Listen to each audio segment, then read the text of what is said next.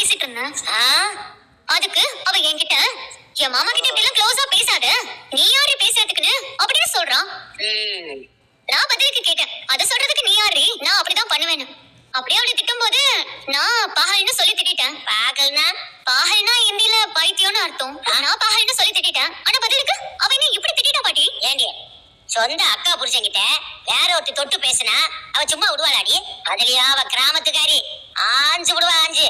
அதே அவ உன்னை அப்படி திட்டி இருக்கா. சரி அப்படின்னா என்னன்னு சொல்லுங்க தாதிமா, அது என்னன்னு எனக்கு தெரிஞ்சே ஆகணும். அவ இவள முட்டா குரங்குன்னு சொல்லி திட்டி இருக்கா. ஆனா இத அவகிட்ட சொல்ல வேணாம், சமாளிப்போம். எதை யார்கிட்ட கேக்குறதுன்னு ஒரு விவஸ்தை வேணாம். நானே சொல்ல மாட்டேங்கிறேன், அப்புறம் நான் அங்களுக்கு உங்களுன்னுக்கிட்டு ஓடி என்கிட்ட என்னன்னு. ஆமா, உங்ககிட்ட கணக்கு வழக்கெல்லாம் பார்க்க சொன்னாங்கல்ல, அதை பார்த்துக்கிறதுக்கு இந்த ஏதோ அப்படி தட்டுவாங்களே சிறுவண்டே, அது தட்டுவாங்க, என்ன பேரு?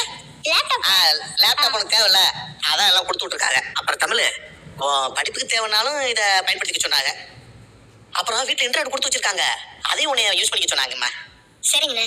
அந்தாம்மா அப்படிமா. பரவாயில்லையா தமிழ், மாமா உனக்கு லேப்டாப்ல வாங்கி கொடுத்துருக்காரு. வேலைக்காக தானேக்கா, வேலை பாக்குற வரைக்கும் யூஸ் பண்ணிக்க வேண்டியது, அதுக்கப்புறம் திருப்பி கொடுத்துடலாம். அவ மட்டும் எனக்கு தெரியாத பாஷையில அவ இஷ்டத்துக்கு திட்டினா, அதான் நானும் அவளுக்கு தெரியக்கூடாதுன்னு எங்க வீட்டு பாஷையில திட்டினேன். உனக்கு ஒரு விஷயம் தெரியுமா? என்ன விஷயம்? நாம ஒரு பாஷை பேசுவோம்ல, ரகசியமான பாஷை. ஆமா, அது மாமாக்கு தெரியாதா?